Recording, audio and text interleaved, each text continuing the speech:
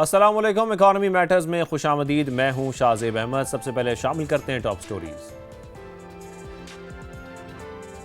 एशियाई तरक्याती बैंक ने पाकिस्तान को $1 अरब की इजाफी फाइनेंसिंग मिलने की नवीद सुना दी। सालाना रिपोर्ट जारी। पाकिस्तान में बुनियादी खिदमात तरक्याती मंसूबों पर सरमायाकारी महदूद करार। सोलर सार्फिन के लिए अच्छी खबर। मुल्क में ग्रिड की सतह पर बैटरी स्टोरेज की तैयारियां। 2 तजर्बाती मंसूबों का PC1 तैयार किया जा रहा है। वजीर आजम को इजलास में ब्रीफिंग। और IMF की हिदायत पर तिजारती निज़ाम में बड़ी तब्दीलियां लाने का फैसला। अगले बजट में टैरिफ 10.7 से कम करके 9.5% पर लाने का इम्कान। वजारत खजाना हुकाम के मुताबिक 60 से 70 गैर जरूरी तजारती पाबंदियां खत्म की जाएंगी। जिक्र करेंगे गैर मुल्की करेंसीज का। इंटरबैंक में डॉलर की कदर में आज 1 पैसे की कमी देखी गई, जिसके बाद इसकी कीमत 278 रुपये 86 पैसे पर आ गई है। फिर यूरो के हवाले से आपको बताएं, इसमें आज 1 रुपये 39 पैसे की कमी देखी गई। फिर बरतानवी पाउंड भी 1 रुपया 18 पैसे सस्ता हुआ है, जिसके बाद इसकी कीमत 376 रुपये 11 पैसे हो गई है। गोल्ड मार्केट को देखते हैं। मुल्क में सोने की कीमत में मुसलसल चौथे रोज भी कमी हुई। फी तोला 5200 रुपये सस्ता हो गया है। कीमत 4,93,762 रुपये पर आ गई है। 10 ग्राम सोने की कीमत में 4400 रुपये की कमी देखी गई। इंटरनेशनल मार्केट को भी देखें तो ये $52 फी ओन सस्ता हुआ है, जिसके बाद इसकी कीमत $4,714 पर आ चुकी है। आज के मौजू की तरफ आते हैं। आज के प्रोग्राम में बात होगी पेट्रोलियम लेवी से इजाफी कमाई की। दुनिया में रिलीफ, लेकिन पाकिस्तान में अवाम को बहुत तकलीफ। मशरक़ वस्ता की सूरत-ए-हाल में दुनिया के कई ममालिक ने अपने अवाम को रिलीफ देने के लिए पेट्रोलियम मसनूआत पर टैक्सों में कमी की। भारत में एक्साइज ड्यूटी कम की गई। बरतानिया में फ्यूल ड्यूटी को घटा दिया गया। अमेरिका की बात करें तो वहां भी कई रियासतों में, फिर जर्मनी में, फ्रांस में भी अवामी रिलीफ के लिए पेश वो रहे हैं। अगर पाकिस्तान को देखें तो यहां सूरत-ए-हाल दूसरे ममालिक के बरक्स नजर आती है हमें। पेट्रोल पर लेवी 80 रुपए से बढ़ाकर 160 रुपए कर दी गई। अवाम के शदीद रद्द-ए-अमल पर फैसला वापस भी लिया गया। 1.5 माह के दौरान हुकूमत ने लोगों की जेबों से 180 अरब रुपए इजाफी निकलवा लिए। सालाना हदफ का जायजा ले तो हुकूमत ने 12 महीने का हदफ तकरीबन 10 माह में ही हासिल कर लिया। अगर FBR की नाकिस कारकर्दगी का जिक्र करें तो वो टैक्स हदफ हासिल करने में अब तक तो नाकाम नजर आता है, लेकिन 610 अरब के बायस हुकूमत ने पेट्रोलियम लेवी बढ़ाकर टैक्स शॉर्टफॉल जो है वो पूरा करने की अपनी भरपूर कोशिश की। आज हम इसी पर बात करेंगे। हमारे साथ मौजूद होंगे माहिर इक्तिसादी उमूर फारूक सलीम साहब और ऑयल मार्केटिंग एसोसिएशन के senior vice chairman Tariq Mahmood साहब भी हमें ज्वाइन करें। लेकिन उससे पहले आपको एक रिपोर्ट दिखाते हैं, फिर डिस्कशन आगे बढ़ाते हैं। हुकूमत ने पेट्रोलियम मसनूआत पर लेवी को कमाई का जरिया बना लिया। मशरक़ वस्ता में सूरत हाल के दौरान भी इजाफी कमाई कर ली। मौजूदा बहरान में दुनिया के दीगर ममालिक में टैक्स कम करके रिलीफ दिया गया। पाकिस्तान में उल्टा हुआ। 1.5 माह के दौरान पेट्रोलियम लेवी की मद में 10-20 अरब नहीं बल्कि 180 अरब रुपए इजाफी कमाए गए। जुलाई से अप्रैल के बस तक 1234 अरब रुपए हासिल हुए, जो गुज़िश्ता माली साल के इसी अरसे के मुकाबले में 400 अरब रुपए ज्यादा है। हुकूमत ने पूरे माली साल के लिए पेट्रोलियम लेवी की वसूली का हदफ 1468 अरब रुपए मुकर्रर किया था, जबकि 10 माह में ही सालाना हदफ के करीब पहुँच गए। FBR की नाकिस कारकर्दगी के बाइस हुकूमत टैक्स शॉर्टफॉल पूरा करने के लिए पेट्रोलियम लेवी बढ़ाने पर मजबूर हुई। दूसरे ममालिक में मशरक़ वस्ता की सूरत हाल के दौरान अपने अवाम को महंगाई से बचाने के लिए मुतादिद इक़दामात किए गए। भारत में पेट्रोल और डीजल की कीमतें कम रखने के लिए एक्साइज ड्यूटी की शरह को कम रखा गया। बरतानिया में फ्यूल ड्यूटी में आर्जी कमी की गई। अमेरिका में कई रियासतों ने आर्जी तौर पर गैस टैक्स को कम या मुअत्तल किया। जर्मनी में टैक्स को कम किया गया। फ्रांस में सार्फिन को फ्यूल पर सब्सिडी दी गई। इटली, स्पेन, जनूबी कोरिया समेत मजीद कई ममालिक में भी पेट्रोलियम मसनूआत सस्ती रखने के लिए ऐसे ही इक़दामात किए गए। ये रिपोर्ट आपने देखी है। हमारे मेहमान भी हमें ज्वाइन कर चुके हैं। फारूक सलीम साहब, पहले मैं आपकी जानिब आऊँगा। फारूक साहब, आगाज़ में यहाँ से करता हूँ क्योंकि आपने एक आर्टिकल भी लिखा है कि डिप्लोमेसी मस्ट पे, और उसमें जिस तरह आपने जो सारी बातें की हैं, मैं चाह रहा हूँ कि शुरू में हम इस पर आपसे कमेंट ले लें। जो ओवरऑल इस वक्त पाकिस्तान की सूरत हाल है, जिस तरीके से हम जो इकनॉमिक कंडीशंस हैं हमारी, वो जिस तरीके से आगे बढ़ रही हैं, उसमें हम कहाँ खड़े हैं? क्योंकि उसमें आपने सही कहा है कि इस वक्त हम अपॉर्चुनिटीज़ लैक नहीं कर रहे हैं, हम सिस्टम ही लैक कर रहे हैं। सबसे पहले आप इस पर कमेंट कीजिएगा। जी, पाकिस्तान की तारीख में इस वक्त जो पाकिस्तान का सफारतकारी के हवाले से जो पेडिस्टल है, वो इतनी बुलंदी पे मैंने पहले कभी नहीं देखा। 80 साल की तारीख देख लीजिए। इस वक्त पाकिस्तान वाहिद ऐसा मुल्क है उनमें से जो कि 193 ममालिक यूनाइटेड नेशंस के मेंबर हैं, जिसके ईरान के साथ भी अच्छे ताल्लुकात हैं, जिसके अमेरिका के साथ भी अच्छे ताल्लुकात हैं, जिसका चीन के साथ भी अच्छे ताल्लुकात हैं, जिसके रशिया के साथ भी अच्छे ताल्लुकात हैं, और वाहिद मुल्क है जो पूरी दुनिया को आप समझिए कि तीसरी जंग अजीम से पाकिस्तान ने पूरी दुनिया भर को बचा लिया है। इसमें सोचने की बात यह है जिसको हम कहते हैं कि मोनेटाइजेशन ऑफ स्ट्रेटेजिक रेलेवेंस, यानी कि स्ट्रेटेजिकली रेलेवेंट तो पाकिस्तान हो गया, बहुत मकबूल हो गया, हर स्क्रीन पे पाकिस्तान नज़र आता है, लेकिन स्क्रीन से जो है वो हमारे इंपोर्ट का बिल पूरा नहीं होता। अब अनफॉर्चुनेटली पाकिस्तान 30-32 अरब डॉलर से एक्सपोर्ट ज़्यादा नहीं कर पाते और इंपोर्ट हम कर डालते हैं कोई 55-60 अरब डॉलर। वो जो डिफरेंशियल है उसका जो पूरा करना है, जो हमारे डेट सर्विसिंग है उसका जो पूरा करना है, इस किस्म के जो मोमेंट्स आते हैं रियासतों की तारीख में, वो कभी कभार आते हैं कि आपने सारी दुनिया को गिरने से बचा लिया है, सारी दुनिया की अटेंशन आपके ऊपर है, सारी दुनिया की स्क्रीन्स जो हैं वो आपके ऊपर है। हमें ग्लोबल इकोनॉमीज को बचा लिया पाकिस्तान ने फारूक साहब। जी, मैंने कहा ग्लोबल इकोनॉमीज को पाकिस्तान ने बचा लिया इस तरह की डिप्लोमेसी से। तो इसमें हमने सोचना यह है कि ये जो हमारा बचाने का जो अमल है, हमारा जो स्ट्रेटेजिक रेलेवेंस है, हमारा जो टेलीविजन स्क्रीन में मकबूलियत है, इसको हमने अपनी माली स्टेबिलिटी के लिए, इस्तेहकाम के लिए किस तरह जो है वो इस्तेमाल करना है। इसके लिए मैं समझता हूँ कि कोई हमें फॉर्मल किस्म के जो फॉर्मल किस्म का इंफ्रास्ट्रक्चर है, फॉर्मल किस्म की मशीनरी है, ये एड हॉक बेसिस के ऊपर नहीं होना चाहिए जैसे कि अभी हो रहा है। अबू धाबी ने हमसे 3.5 अरब डॉलर मांग लिए, हमने उसको रिप्लेस कर लिया, कुछ यूरो बॉन्ड से रेज कर लिए, कुछ सऊदी अरेबिया से रेज कर लिए। ये एड हॉक तरीका है, इसका कोई ठोस तरीका इंस्टीट्यूशनलाइज जो है वो पाकिस्तान के अंदर होना चाहिए। जैसे आपने शुरू में कहा कि मौके पाकिस्तान को बहुत सारे मिलते आए हैं, लेकिन उन मौकों को हम इंस्टीट्यूशनलाइज फॉर्म में तब्दील नहीं कर पाते। बिल्कुल बिल्कुल आप सही फरमा रहे हैं, अपॉर्चुनिटी से हमें फ़ायदा उठाने की ज़रूरत है। आप आज के मौजू की तरफ भी आते हैं। फारूक साहब पहले आप ही कमेंट कीजिएगा, फिर मैं तारिक साहब की तरफ जाऊंगा। जो हालिया आदाद-ओ-शुमार हम देख रहे हैं वो तशवीशनाक तस्वीर एक पेश कर रहे हैं।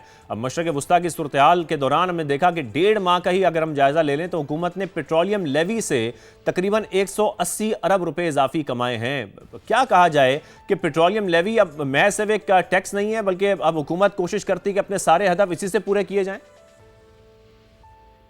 देखिए, मैं समझता हूँ कि ये इस प्रॉब्लम की जो सही डायग्नोसिस है वो करना ज़रूरी है। टैक्स के ऊपर या टैक्स की मशीनरी के ऊपर फ़ौरन से सारे इल्ज़ाम डाल दिए जाते हैं और कहा यह जाता है कि क्योंकि टैक्स के हद पूरे नहीं हो रहे, इसलिए हुकूमत को जो है वो पेट्रोलियम लेवी से जो आसान तरीन टैक्स है इकट्ठा करना, वो वहाँ पे मुंतकिल कर दिया जाता है। अगर हक़ाइक़ देखे जाएँ तो आज से कोई 10-12 साल पहले जो हुकूमत का हद था टैक्स के हवाले से वो 2000 अरब का था।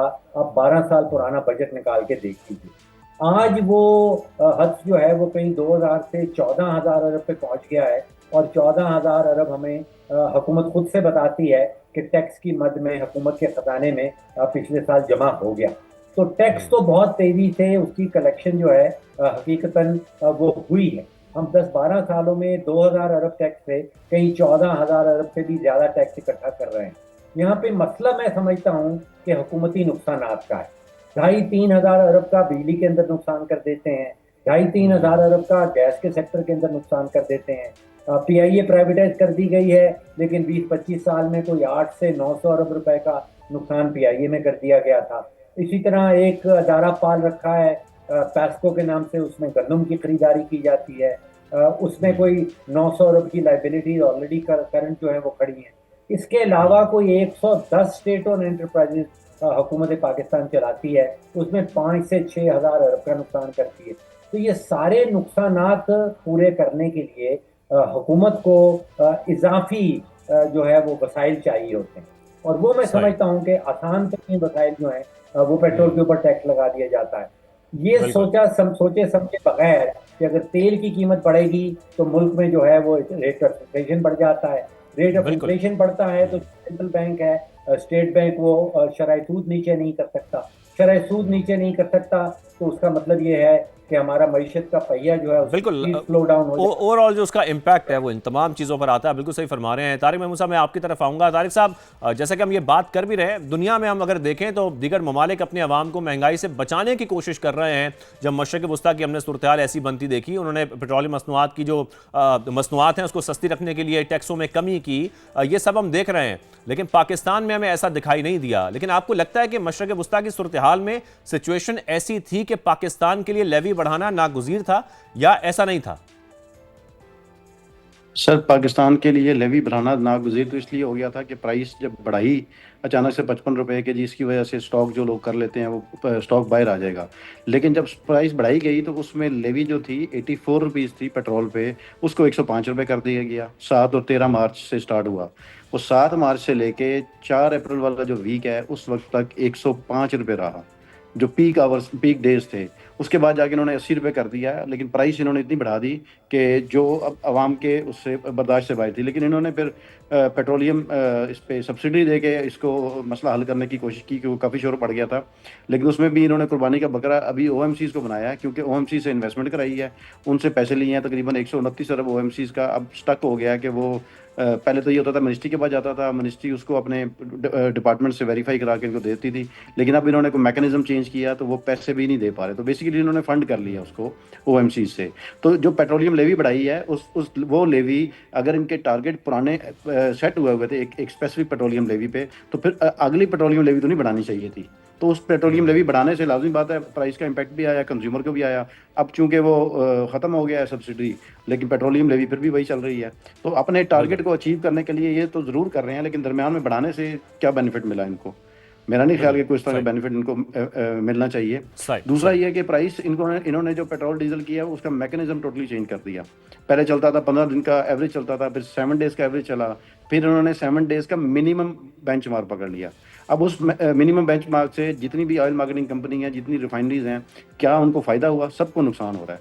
अब क्या होगा कि आहिस्ता आहिस्ता अपनी इंपोर्ट कम करेंगे, या नो डाउट कि बड़ी सख्ती है कि जी अपने फ्यूल स्टेशन ड्राई ना हो, तो उस पर भी इनकी कोशिश ये है कि किसी तरीके से अपने आप को ये हम नुकसान कर लें और गवर्नमेंट का नुकसान ना हो। तो ये पेट्रोलियम लेवी फिर वहीं की वहीं वापस आ गई, और प्राइस भी इतनी ज़्यादा है जिसकी वजह से टैक्स की कलेक्शन में इनका कोई फ़र्क नहीं आया, बल्कि ज़्यादा हो गया। अब अगर इनके टारगेट समहाउ अचीव नहीं हुए तो फिर इस पर तो नहीं डालना चाहिए था इनको। ये बिल्कुल ऐसा ही है। बिल्कुल सही है। फारूक साहब, यहाँ पर एक पॉइंट क्योंकि मुझे याद आ रहा है, मैं चाह रहा हूँ उसको भी मैं ऐड कर लूँ। 1961 के कानून की अगर हम बात करें, आई थिंक 2015 में ये हुआ था कि जो 5वां शेड्यूल था वो सदारती ऑर्डिनेंस से निकाल दिया गया था, सॉरी 2025 में। और उसके बाद जो कीमत मुकर्रर की जाती थी, उसका जो कैप होता था वो ख़त्म कर दिया गया। यानी कि अब हुकूमत के पास ये इख्तियार है कि वो लेवी जितना मर्जी चाहे वो बढ़ाया जा सकता है, उसकी कोई हद ही नहीं है। मेरे ज़हन में बहुत ही बुनियादी सा जवाब है इस सवाल का, कि हुकूमत पाकिस्तान जो है वो हुक्मरानी करने की बजाय वो तेल खरीदती है, वो बिजली खरीदती है, वो गन्ने की कीमत फिक्स करती है, वो गंदम की कीमत फिक्स करती है। यानी कि इसमें हुकूमत का क्या काम है कि वो तेल का कारोबार करती है, कि वो तेल की कीमत फिक्स करती है। मुझे बताइए कि दुनिया में कौन सा ऐसा मुल्क है जहाँ पे वज़ीर आज़म साहब उस मुल्क के खुद से टेलीविजन पे आके ये बताते हैं कि आज ये पेट्रोल और डीजल की कीमत ये होगी। Let the private sector do it. जहाँ पे भी हुकूमत की मुदाखलत शुरू होती है, उस सेक्टर की आप सोचिए कि तबाही शुरू हो जाती है। हमारे यहाँ पाकिस्तान में हुकूमत का काम ये भी है कि उसने गन्ने की कीमत फिक्स करनी है, उसने कोटा बताना है, उसने ये भी बताना है कि कौन शुगर मिल लगा सकता है, कौन नहीं लगा सकता। हुकूमत पाकिस्तान ने पूरे मुल्क में जितनी बिजली बनती है पहले उसको खरीदती है, फिर वो वही बिजली खरीदी हुई बेची जाती है, और इस खरीदो फरोख्त में कोई 700-800 अरब रुपए का नुकसान कर लेती है। तेल का काम भी आप देख लीजिए, हुकूमत पाकिस्तान की जिम्मेदारी नहीं होनी चाहिए कि वो कितना तेल उसको इंपोर्ट करना है, उसकी कीमत क्या रखनी है। Let the private sector compete and let the private sector decide. जितने पेट्रोल पंप हैं हर एक अपनी अपनी कीमत खुद से लगाए, और जो सारिफ है वो खुद से देख के कि उसने किस पेट्रोल पंप के पास जाके पेट्रोल भराना है। दुनिया भर में ये काम होता है। हमारे यहाँ एक फिक्स प्राइस है, कराची से लेके पूरे मुल्क में एक फिक्स प्राइस रखी है। उसमें उसके अंदर एक और नया स्कैंडल शुरू हो जाता है कि जो लॉजिस्टिक्स हैं, जो ट्रांसपोर्टेशन की फैसिलिटीज हायर की जाती हैं, उसका क्या करना है। ये हुकूमत का काम हुक्मरानी करना है, उसका काम कारोबार करना नहीं है, उसका काम तेल खरीदना और तेल फरोख्त करना नहीं। ठीक है, हमारे साथ रहिए, ब्रेक शामिल करते हैं, ब्रेक का वापस आते हैं, फिर कुछ दीगर सवाल मेहमानों से करेंगे।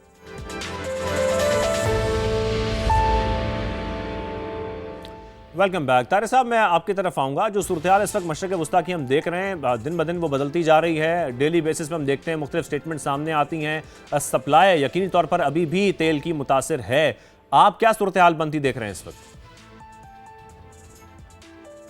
तेल की सूरत हाल मुतासिर तो नहीं है, लेकिन आ रहा है। प्रॉब्लम यह है कि जहां हमारा प्रीमियम होता था पेट्रोल या डीजल का $4 से $5, वो आजकल $48 हो गया हुआ है। वो प्राइस बहुत हाई पे लेना पड़ रहा है। वही बात आती है, जब शॉर्टेज होती है तो जितना मर्जी महंगा प्रोडक्ट ले लें, हर बंदा अपने हिसाब से, ये तो नहीं कहना चाहिए ब्लैकमेल करता है, अपने अपने हिसाब से प्राइस करता है। कार्गो का रेट भी ज़्यादा है, जो प्रोडक्ट बेच रहे हैं वो भी बड़ा हाई रेट ले रहे हैं।